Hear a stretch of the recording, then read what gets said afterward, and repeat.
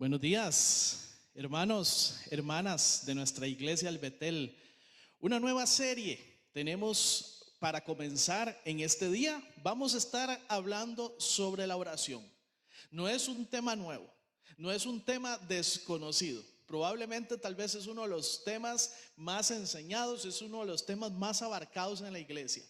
Pero eso lo único que indica es la necesidad fundamental que nosotros tenemos para aprender, para avanzar, para crecer cada vez más en la oración.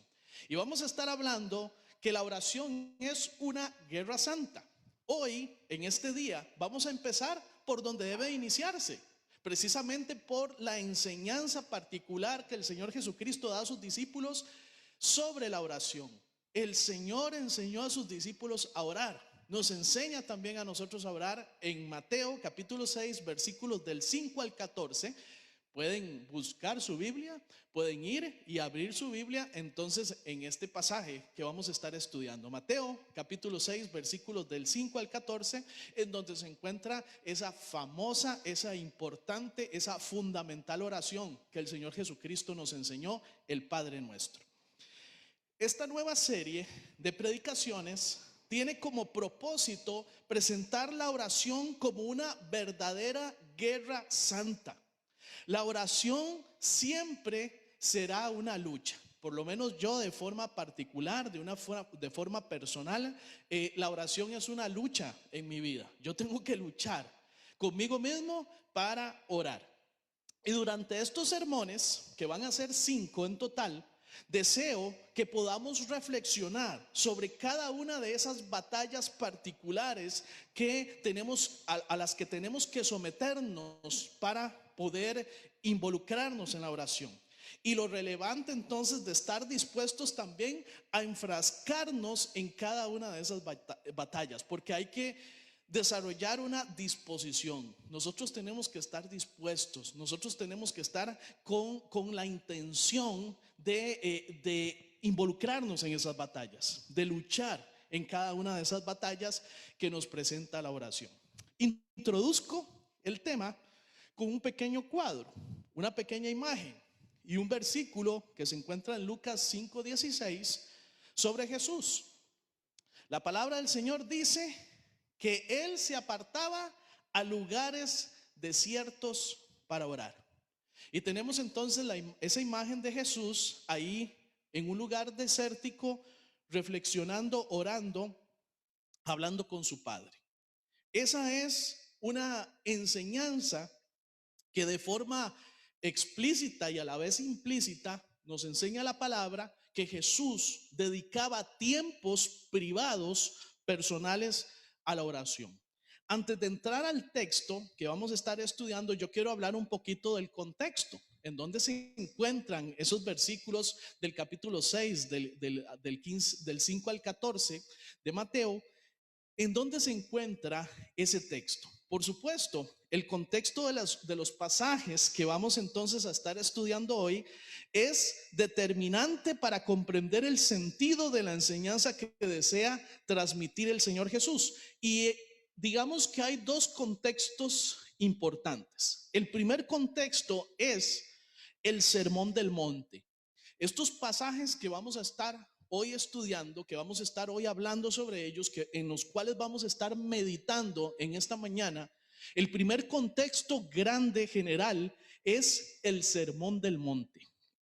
Y con respecto al Sermón del Monte, yo deseo leer para ustedes un comentario de William Barclay. Él, en referencia a lo que significaba el Sermón del Monte, dice lo siguiente: pero si los ayudantes y asistentes han de hacer su trabajo inteligente y eficazmente, habrá que empezar por instruirlos.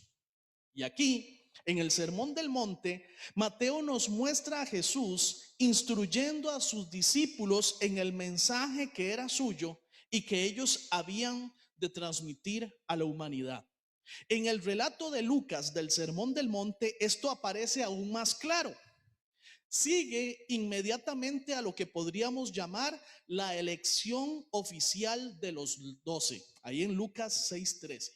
Por esta razón, Un gran investigador llamó al Sermón del Monte el sermón de ordenación de los 12. De la misma manera que hay que presentarle su tarea a un joven pastor que está a punto de encargarse de su primer trabajo, así Jesús les dirigió a los 12 este sermón de ordenación antes de que salieran a realizar su labor. Por esta razón, otros investigadores le han dado al Sermón del Monte otros títulos. Se ha llamado el Compendio de la Doctrina de Cristo, la Carta Magna del Reino, el Manifiesto del Rey. Todos están de acuerdo en que el Sermón del Monte tenemos la esencia de la enseñanza de Jesús al círculo más íntimo de sus seguidores. Bueno, el contexto principal en el que se encuentran entonces estos versículos que vamos a estar hoy enseñando, de los cuales vamos a estar hoy aprendiendo, es el Sermón del Monte. Y como pudimos ver, los comentaristas señalan al Sermón del Monte como el compendio o el resumen de las enseñanzas más importantes de Jesús. Y por supuesto, dentro de estas enseñanzas entonces encontramos la oración. Los discípulos tenían que ser facultados, los discípulos tenían que ser enseñados en los temas más fundamentales e importantes antes de empezar su ministerio. El segundo contexto del pasaje que vamos a leer está en Mateo 6, versículo 1.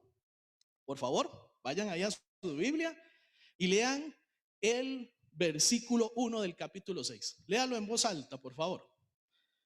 Yo lo voy a leer en voz alta también para que ustedes lo puedan escuchar. Dice así: cuídense de no hacer sus obras de justicia delante de la gente para llamar la atención. Si actúan así, su Padre que está en el cielo no les dará ninguna recompensa. Este es el contexto inmediato del texto que vamos a estar estudiando. En otras palabras, la oración no debe ser usada como un medio para llamar la atención de las personas, de la gente. En este contexto, el Señor enseña a orar en lo secreto. El énfasis no se encuentra en el lugar donde se debe o no orar, sino en las intenciones de los discípulos al orar.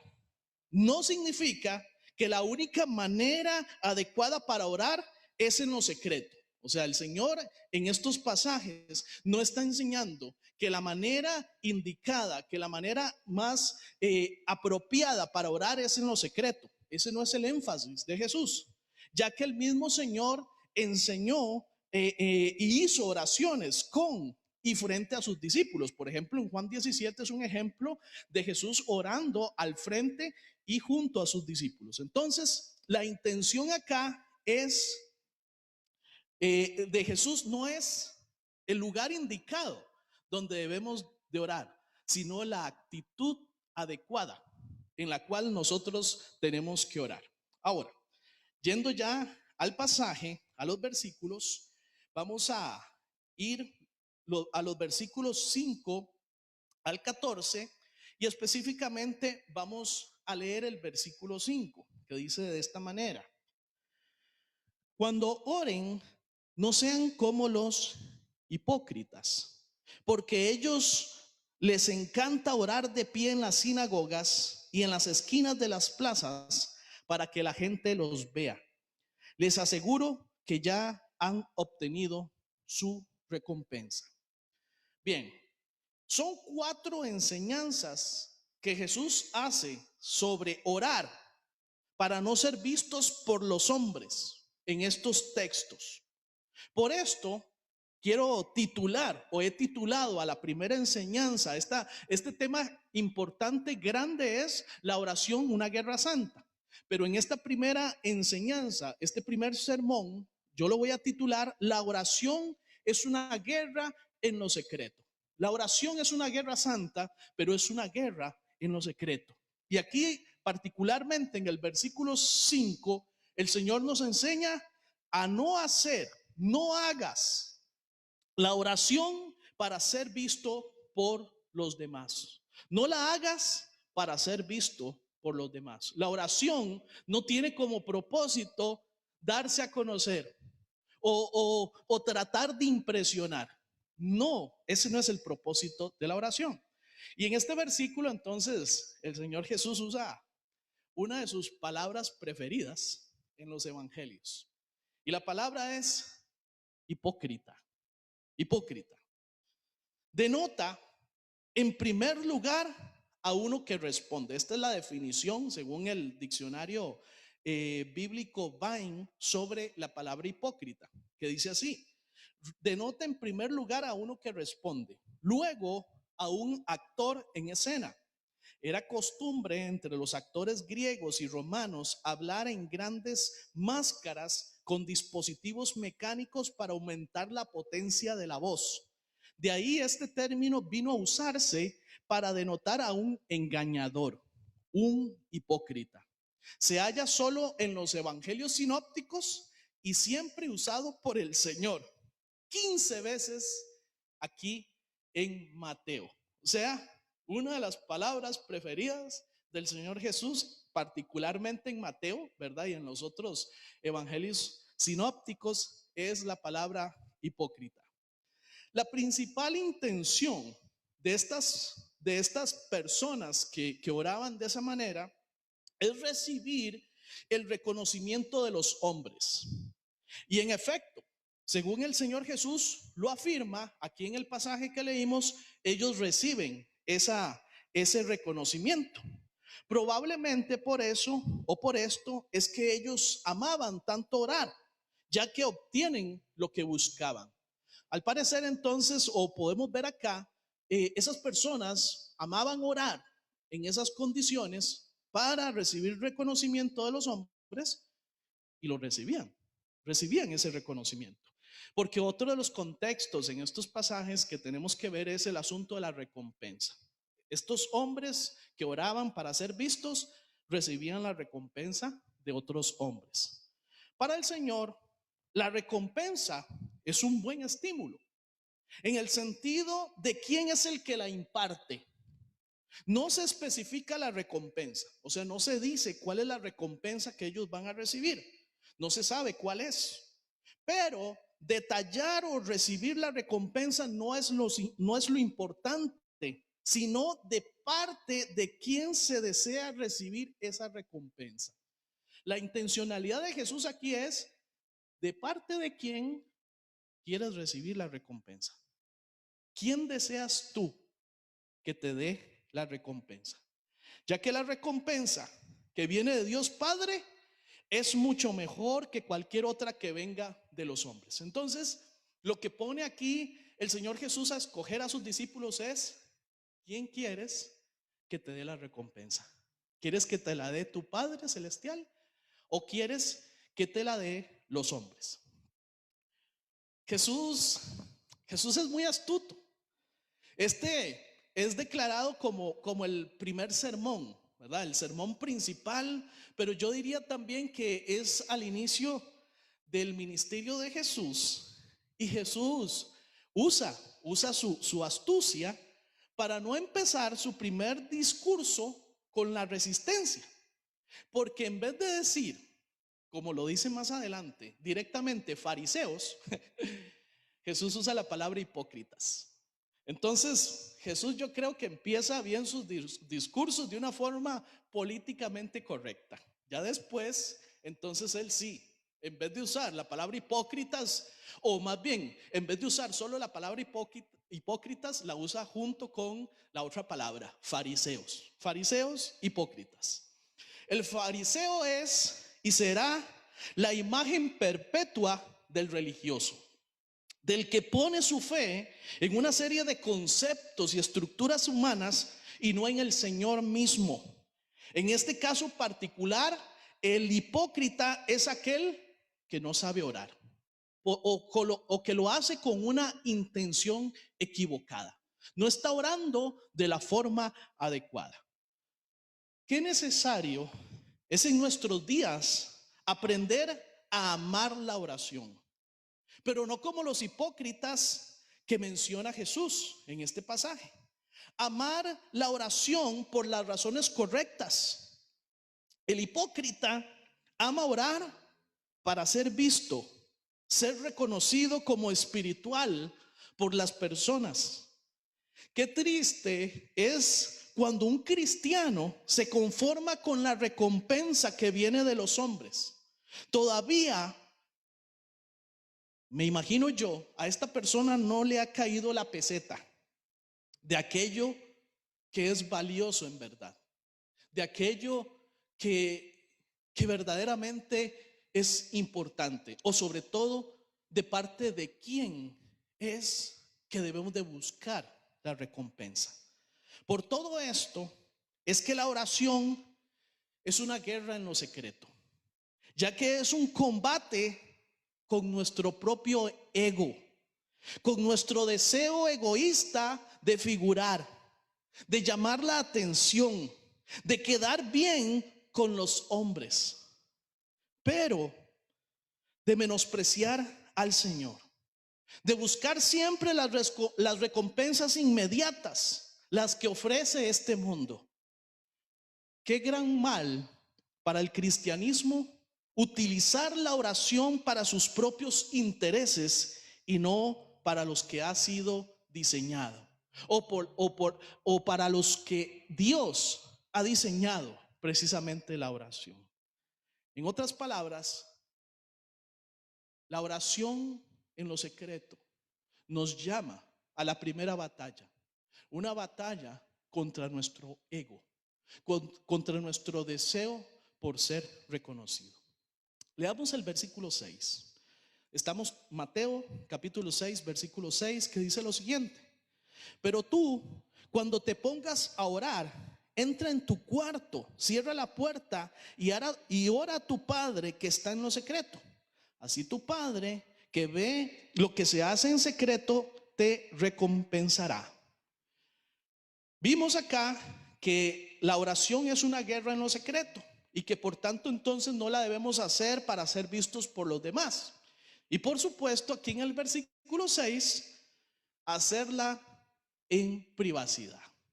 El segundo llamado acá es a que hagamos la oración de una forma privada, en privacidad. Es una escena muy íntima la que presenta Jesús en este versículo, en este pasaje. Se trata de un encuentro de un encuentro con Dios, de oración en lo secreto. Es un encuentro muy personal. En el cuarto, dice, con la puerta cerrada. Solamente Dios tiene la capacidad de ver en lo secreto. Pero de lo que se pida en secreto, dice Jesús, habrá una recompensa en público. Para aquellos que les agrada mucho la recompensa pública, es también un buen incentivo. Si a ti te gusta que te reconozcan en público, pues aquí hay un incentivo.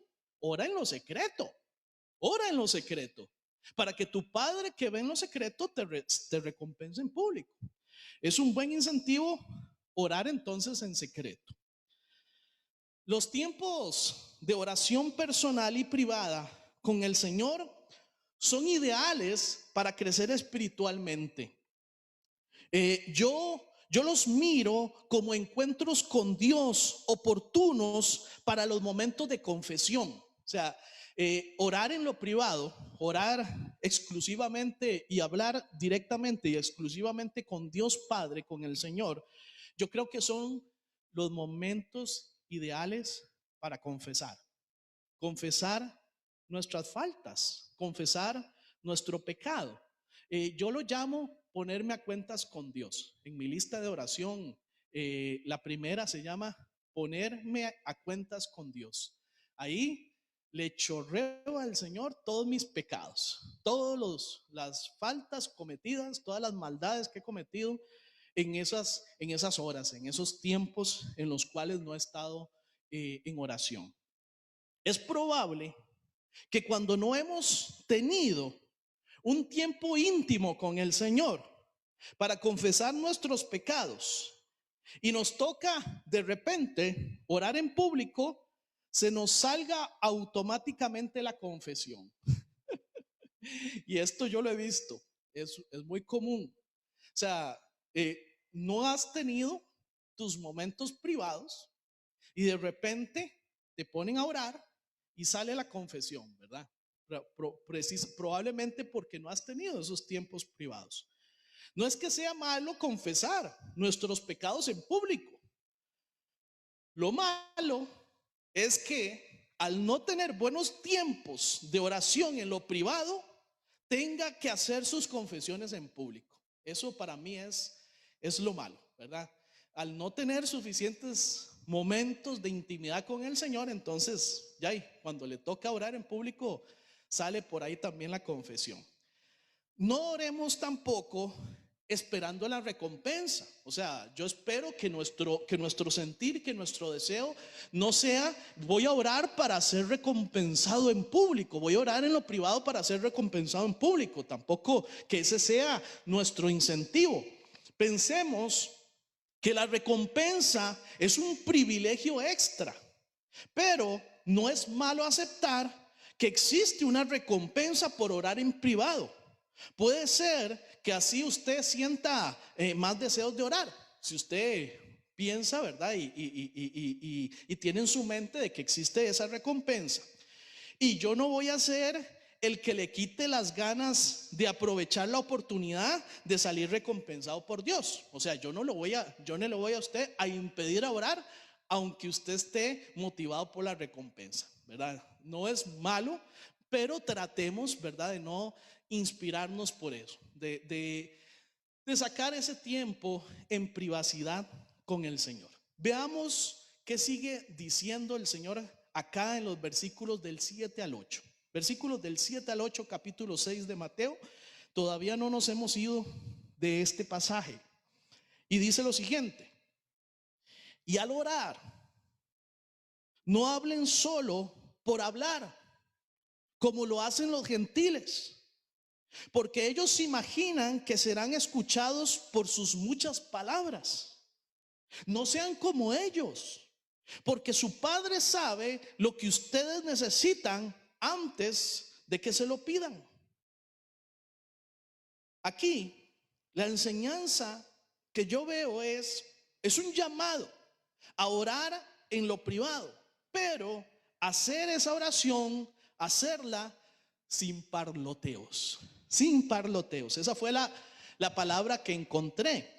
Porque la palabra original en el griego es batalogeo o batologeo.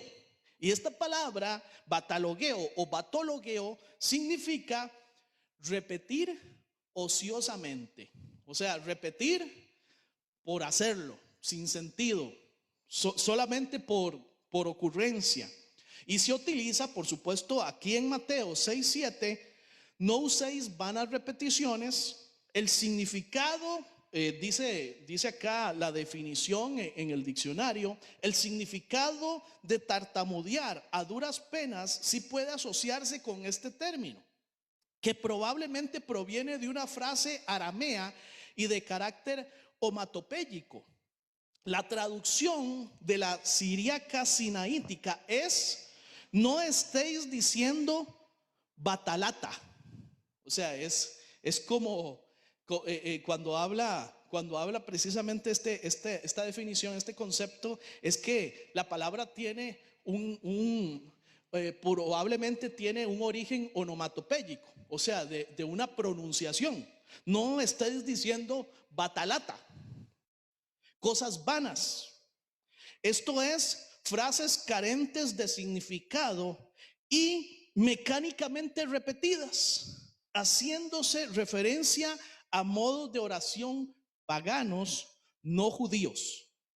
Y vean esta interesante anotación: dice batalos, el charlatán. Es lo que significa esa palabra. Batalos, el charlatán, era el apodo puesto a Demóstenes, el gran orador, por sus rivales. Entonces los rivales de Demóstenes le llamaban batalos, que es el charlatán. O sea, que hablaba sin sentido, hablaba por hablar. Una traducción de este pasaje dice: no repitas mecánicamente las mismas cosas. No repitas mecánicamente las mismas cosas. Y esta manera de orar, repitiendo sin un sentido las palabras, el Señor Jesús la identifica con la manera en la que los gentiles oraban.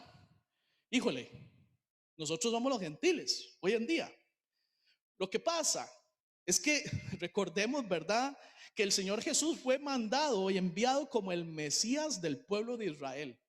En sentido bueno, no me malentiendan, pero en sentido bueno, el Señor Jesús siempre fue nacionalista, en que Él fue enviado y Él entendía, comprendía que había sido enviado a la nación de Israel.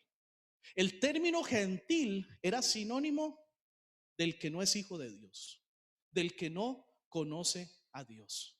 En otras palabras, lo que el Señor Jesús está diciendo es: el que no conoce a Dios, el que no es hijo de Dios, no sabe orar, no entiende cómo hacer la oración. Además, da como argumento que Dios Padre sabe de antemano las cosas de las que sus hijos tienen necesidad.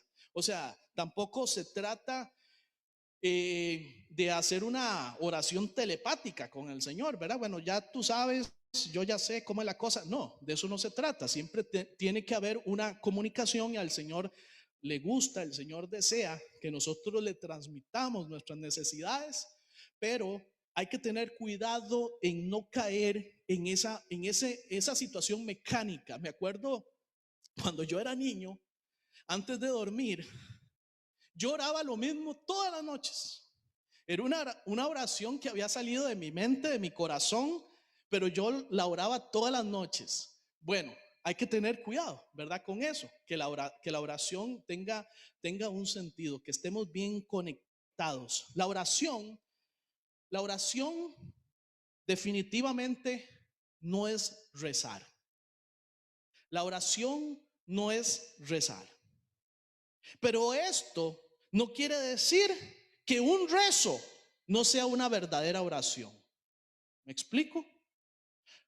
Es un hecho que la oración no es rezar, pero no quiere decir que un rezo sea una oración, ya que todo depende del lugar donde se encuentre ubicado el corazón de la persona, donde esté ubicado su ser interior. Para orar bien, el corazón, el cerebro y la boca deben de estar bien conectados. Es necesario una buena concentración, que la mente no vuele. Posiblemente este sea una de las batallas más duras en la oración, por lo menos una de las mías. Una de las batallas más duras personales que yo tengo cuando voy a la oración es que mi mente no vuele, que mi mente no divague. Y le llamaríamos algo así como la divagación santa. Cuando, según nosotros, estamos orando, pero nuestro pensamiento no se encuentra enfocado en Dios. Olvídese de eso. Cuando alguien está aprendiendo a orar, es común que utilice expresiones que haya oído de alguien más, pero que no entienda necesariamente su significado. La oración es como cualquier otra comunicación inteligente, que requiere una completa comprensión para que sea comunicación y esa comunicación sea efectiva, que alcance el propósito, que alcance su propósito. No es tampoco una buena costumbre hacer las oraciones interminables para dar la impresión de espiritualidad. Explico. No es que sea malo orar extensamente, no, no es malo. ¿Cómo es dejarse llevar por la oración? Sino el hacerlo para dar una buena impresión a los demás. La actitud es lo que cuenta en este aspecto. Lo ideal es concentrarnos, de tal manera en nuestra comunicación con el Señor, al punto de no percatarnos por el tiempo. Eso sería lo ideal, que nos metamos de tal manera en la oración y que no nos percatemos del tiempo. Eso sería lo ideal, algo ideal. La oración debe llegar a ser como una fuente de agua pura y tibia, donde podamos sumergirnos por largo tiempo sin percatarnos de todo lo demás. Yo no sé si a ustedes les gustan las aguas termales, pero a mí me encanta, a mi esposa también le encantan las aguas termales. Cuando estamos en las aguas termales, no queremos salir de ahí, que nadie nos venga a sacar de acá. La oración tiene que llegar a ser eso. Es un lugar, un espacio en donde nos podamos compenetrar con el Señor de tal manera que no nos olvidemos del tiempo. Pero no que nuestras oraciones entonces tengan parloteos. Esa no es la intención. Versículos del 9 al 14, los famosos pasajes en donde presenta el Señor Jesús y en donde les enseña a sus discípulos a orar, la famosa oración del Padre Nuestro. Versículos del 9 al 14 que dice así: ustedes deben orar así: Padre nuestro que estás en el cielo, santificado sea tu nombre. Venga tu reino, hágase tu voluntad en la tierra como en el cielo. Danos hoy nuestro pan cotidiano. Perdónanos nuestras deudas, como también nosotros hemos perdonado a nuestros deudores. Y no nos dejes caer en tentación, sino líbranos del maligno. Porque si perdonan a otros sus ofensas, también los perdonará a ustedes su Padre Celestial. Pero si no perdonamos a otros sus ofensas, tampoco su Padre les perdonará a ustedes las suyas. La oración del Padre Nuestro es un maravilloso modelo para nuestro tiempo de oración en lo secreto. Sería excelente de que aprendiéramos a orar de esta manera en nuestros tiempos de oración en lo secreto. Bueno, y también en lo público, pero acá estamos hablando de nuestra oración privada. La oración, el tiempo de oración privado del discípulo de Jesús. Este modelo de oración ha sido posiblemente uno de los temas bíblicos más estudiados y de conocimiento universal de la iglesia. Yo diría que enseñar sobre el Padre Nuestro o dar un sermón sobre el Padre Nuestro, bueno, creo que en todas las iglesias cristianas alrededor del mundo en algún momento se tendría que haber enseñado esto, y en el transcurso de los siglos y del tiempo también.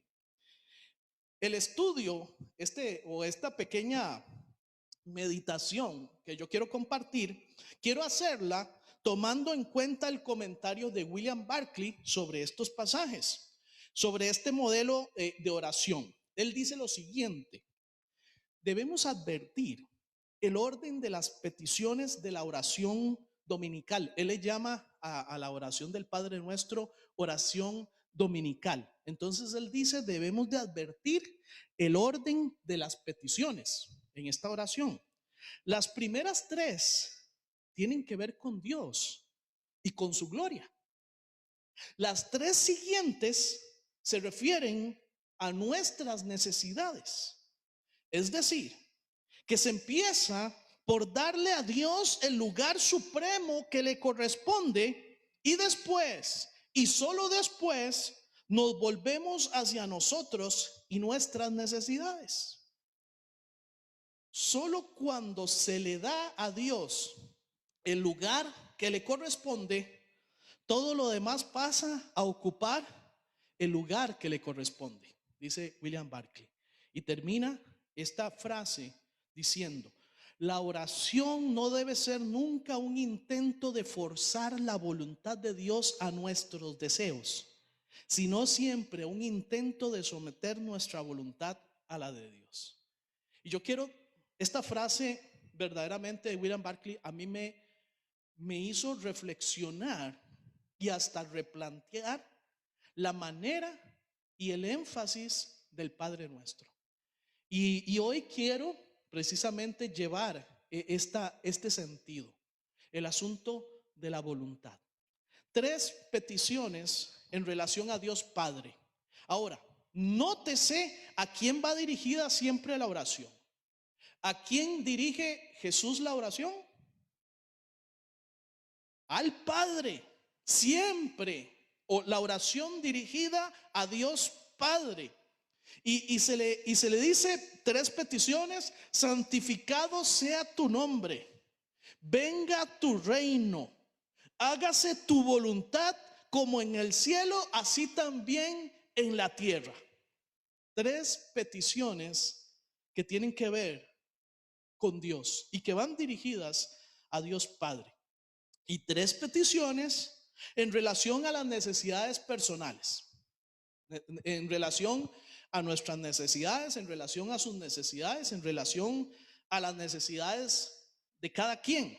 Y son las siguientes: el pan nuestro de cada día, dásnoslo hoy.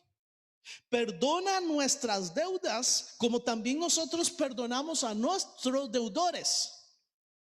Y no nos metas en tentación, sino líbranos del mal. Y hay un reconocimiento a Dios tanto al inicio como al final de la oración, bueno, dependiendo de la versión que usted lea, y que dice: porque tuyo es el reino, el poder y la gloria por todos los siglos, amén. Ahí en el versículo 13.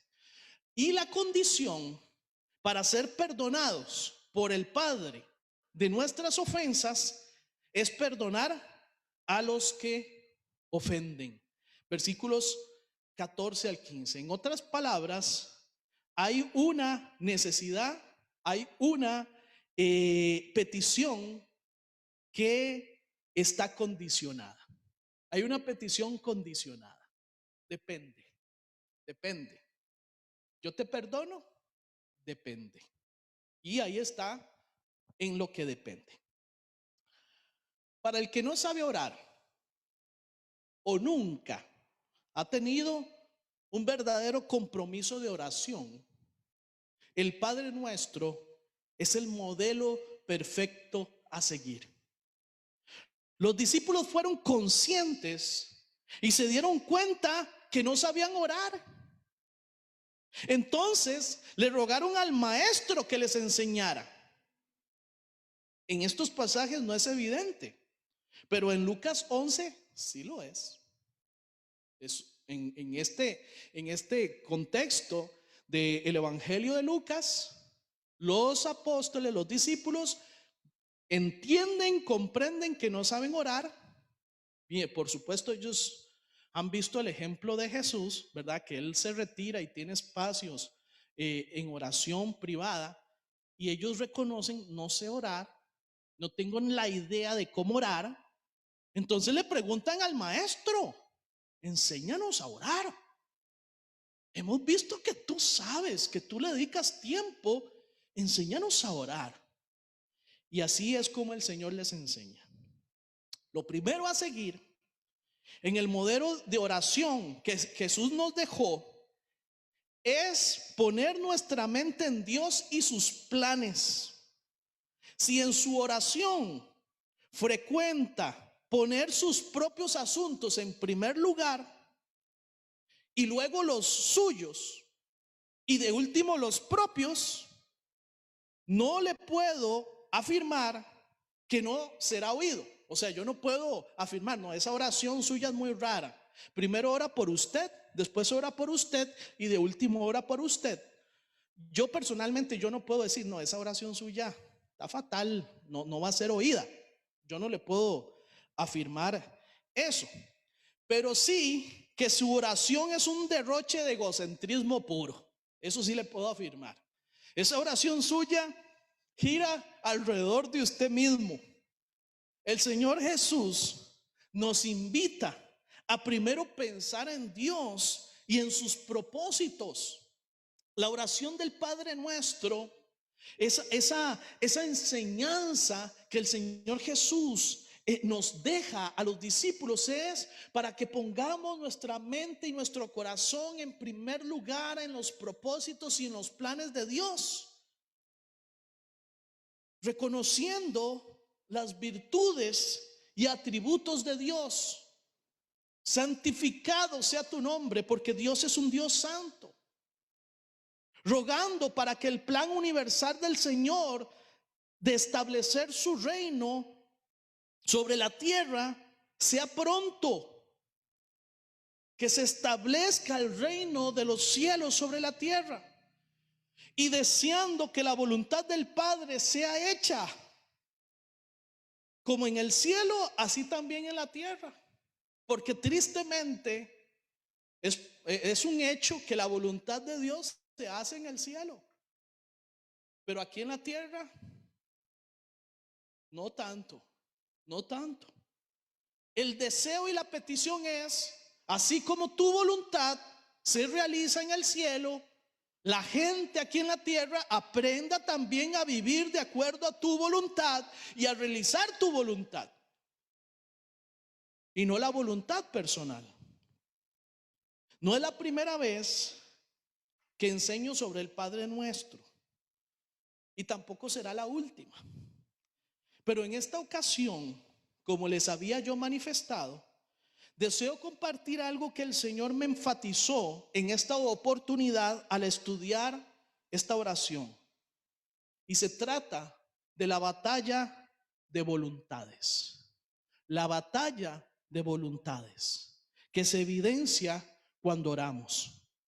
No existe persona con quien yo esté más de acuerdo al expresar esta lucha, la lucha de voluntades, que el que dijo las siguientes palabras: pedís, pero no recibís, porque pedís mal para gastar en vuestros deleites. ¿Quién dijo esto? Santiago, capítulo 4, versículo 3. Pedís, pero no recibís, porque pedís mal para gastar en vuestros deleites. El primer paso en la oración es pensar primero en Dios, concentrarse en Dios Padre y sus negocios en vez de nuestros negocios. Tenemos que abandonar cualquier tipo de oración egocéntrica que gire alrededor de nosotros y poner nuestro corazón y nuestra mente enfocados primeramente en Dios. Ahora, después de haber cancelado lo que le debemos a Dios, lo que a Dios se le debe, tenemos la libertad de orar por nuestras necesidades.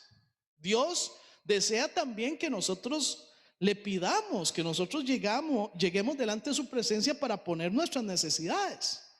¿Cuál es la primera? La primera de ellas es la material, representada por los alimentos. A continuación, las deudas.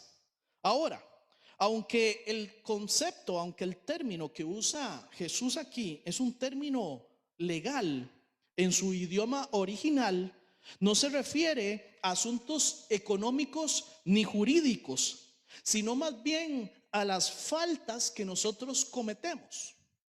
Las deudas es lo que le debemos al Padre por haber cometido faltas a lo que Él nos enseña, y lo que le debemos al prójimo por haberlo ofendido o por haberle hecho daño. Entonces, Dios nos perdona nuestras faltas solamente si nosotros perdonamos las faltas de quienes nos ofenden. Vean qué maravilloso es el ambiente en el que reina la oración. El ambiente en el que reina en medio de la oración es de perdón y reconciliación. La oración crece, la oración se desarrolla en un ambiente de perdón y reconciliación. no solo con Dios, sino también con los hombres. Esta es entonces una petición en nuestra oración que está condicionada, como habíamos dicho. El Señor no nos perdona si nosotros no perdonamos las faltas de aquellos que nos ofenden. Por último, se encuentra una petición de protección. Lo ideal no es no estar sometidos a la tentación, ¿verdad? Lo ideal sería eso, de que no estuviéramos sometidos a la tentación. Y está bueno que le pidamos al Señor por eso. Señor, por favor, no nos metas en la tentación. Permite que la tentación no llegue, o que nosotros no tengamos por qué caer o estar en medio de la tentación. Pero esto es un complemento con lo demás de la enseñanza de la palabra. La prueba es parte de la vida cristiana. La tentación está ahí y ahí va a estar. Pidámosle al Señor que nos libre de ella, pero ahí va a estar. La tentación siempre está. De lo que sí es necesario ser totalmente librados es del mal. Y ahí lo especifica, lo declara, porque Jesús sí puede declarar, ¿verdad? Y ahí lo declara, lo enseña, lo establece Jesús. Que nos libres del mal. De eso sí, líbranos. De eso sí, protégenos. De eso sí, cuídanos. Voy terminando con lo siguiente. La oración es una guerra santa.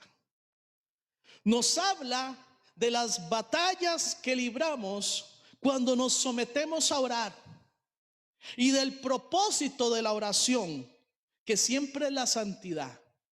Porque la santidad es una guerra en la medida de las batallas que tenemos que librar cada vez que oramos. Y es una guerra santa porque lo que busca la oración es que nos apartemos más para el Señor, que le dediquemos más nuestro tiempo, que nos dediquemos más a Él. Por eso es una guerra santa. Es en primer lugar una batalla contra nuestro ego, contra nuestro afán y deseo por ser reconocidos por los hombres. Una batalla conmigo mismo, una batalla con nuestro deseo, con nuestro anhelo de figurar, de ser el primero. Es una batalla por nuestro tiempo, ya que constituye en cederle una sesión privada al Señor, en cederle un tiempo. Entrar a nuestro cuarto, lo ilustra Jesús. Entrar a nuestro cuarto, cerrar nuestra puerta y estar con Él en lo secreto. Es una batalla por nuestro tiempo, porque no queremos ceder nuestro tiempo, porque no queremos dedicar nuestro tiempo. Y es una batalla entonces. Tenemos que luchar y tenemos que vencer y dedicar ese tiempo. Ese tiempo es fundamental para nuestra santidad, para nuestro crecimiento, para acercarnos al Señor. Es una batalla que debemos de aprender a vencer. Es una batalla contra nuestra mente, contra nuestra incapacidad de concentración, de someter nuestros pensamientos y corazón exclusivamente en Dios. Yo tengo serios problemas en esta área. Es tal vez mi batalla más dura, es mi batalla más exigente. Que mi mente no se ponga a volar, que mi mente se concentre y que mi corazón esté dispuesto totalmente a buscar la presencia del Señor. Es una batalla que debemos ganar. Es una batalla que debemos enfrentar y necesitamos, es fundamental que salgamos victoriosos de ella. Que le demos nuestro corazón y nuestra mente al Señor en el tiempo de oración. Es una batalla contra nuestra voluntad. Y es, como les decía, tal vez lo que más aprendí, lo que más recibí en este nuevo estudio a la oración del Padre Nuestro. Una batalla contra nuestra voluntad, en el sentido que hay que cederla. Hay que ceder nuestra voluntad. Orar es pedir que sea la voluntad de Dios y no la nuestra. Debemos renunciar a ella para que no sea nuestra voluntad, sino la voluntad del Padre Celestial. La oración del Padre Nuestro gira alrededor de esto. Gira alrededor de ceder nuestra voluntad y someternos plenamente y totalmente a la voluntad del Padre. Que esa petición no solamente sea una petición, sino que llegue a ser una realidad. Hágase tu voluntad, así como en el cielo, se haga aquí en la tierra. Empecemos, usted y yo, a vivir de acuerdo a la voluntad de Dios y no a la nuestra. No hay duda que al ganar cada una de esas batallas, nos vamos constituyendo en hombres y mujeres de Dios más completos, más cercanos al Señor, por tanto, más santos, más santas, acercándonos más a Él, dedicando más de nuestro ser a Él. No hay mejor manera que terminar este tiempo entonces pidiéndole al Señor, orándole al Señor, para que cada uno de estos aspectos que hemos aprendido hoy, cada una de estas batallas particulares, lleguen a ser victorias, victorias particulares. Oremos en este sentido. Padre, delante de tu presencia en esta mañana llegamos en primer lugar para exaltar, glorificar tu nombre, reconocer tu poder, reconocer, mi Señor, que tú eres nuestro Dios, reconocer, mi Señor, que tú eres en quien hemos puesto nuestra confianza, en quien hemos puesto nuestra esperanza. Tú eres el que nos sustenta, tú eres el que nos gobierna, tú eres, mi Señor, el único Dios verdadero. Te alabamos por eso y te glorificamos, y esto lo hacemos por ti, mi Señor. Lo que la iglesia hace por ti, o lo que la iglesia hace, mi Señor, lo deseamos hacer por ti, para tu gloria y para tu honra, para exaltar tu nombre, mi Dios. Y hoy nos reunimos con ese propósito: adorarte, exaltarte, crecer en tu conocimiento, mi Señor. Queremos pedirte, Padre, para que tú nos ayudes en esta batalla, en esta guerra santa, mi Señor, a luchar contra nosotros mismos. Padre, para que nuestros tiempos de oración tengan la motivación adecuada, tengan la motivación correcta, mi Señor. Que sean tiempos exclusivos para ti. Te rogamos, Padre, de que tú nos ayudes a luchar también contra nuestro tiempo, mi Dios. Que nos ayudes a luchar, Padre, contra esa resistencia que tenemos a dedicarte espacio, mi Señor, exclusivo a ti. Ayúdanos, mi Señor, a vencer. Que tengamos tiempos privados, tiempos exclusivos para ti en oración. Permite que nuestra oración, mi Señor, sea una oración sin parloteos, sea una oración, mi Señor, genuina, directa, pero sobre todo una oración de concentración, que nuestra mente y nuestro corazón estén totalmente en ti, y que aprendan, mi Señor, aprendamos a deleitarnos, mi Señor, en ti. Te lo pido en el nombre de Jesús. Te ruego, mi Señor, que en esa batalla contra nuestra mente, que en esa batalla contra nuestra concentración, podamos también salir victoriosos, mi Señor, y dedicar espacios de calidad en tu nombre, dedicar, mi Señor, tiempos de oración, de una comunicación verdadera, efectiva, mi Señor, de una comunicación que nos haga crecer, que nos haga santos, mi Señor. Yo te ruego, Padre, en el nombre de Jesús, que el Padre Nuestro sea nuestro modelo de oración. que recordemos esta enseñanza o cualquier otra enseñanza que hayamos en algún momento recibido sobre el Padre Nuestro. Es probablemente que no hemos sabido orar como tus discípulos. Enséñanos a orar. Enséñanos a orar de acuerdo a ese modelo. Que tu Padre, que nuestro Padre Celestial sea el inicio de nuestra oración, nuestro pensamiento sea en primer lugar hacia Él, hacia su voluntad, hacia su reino, hacia su alabanza, adoración. Y que en segundo lugar seamos nosotros y nuestras peticiones, mi Señor.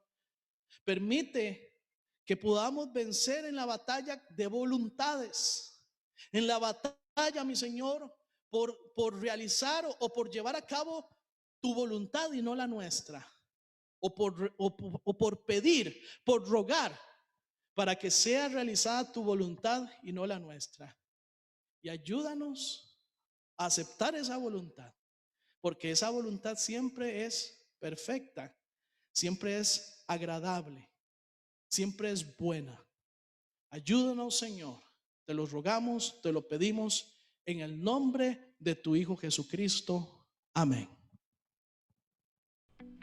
¿Tenés entre 12 a 18 años? Te esperamos en la Sociedad del Betel, sábados a las 3:30 p.m. Cerca y personal, todos los sábados a las 6 p.m. Nos reunimos vía Zoom.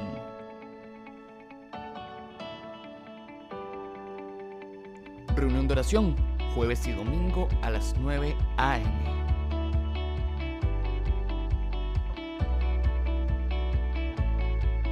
Servicio dominical, 10 a.m. Iglesia El Betel en Llorente de Tibás. También hacemos transmisión vía Facebook Live. Reunión de mujeres, Faros, tercer sábado de cada mes a las 3 p.m. Células virtuales durante el mes de mayo, jueves a las 7 p.m.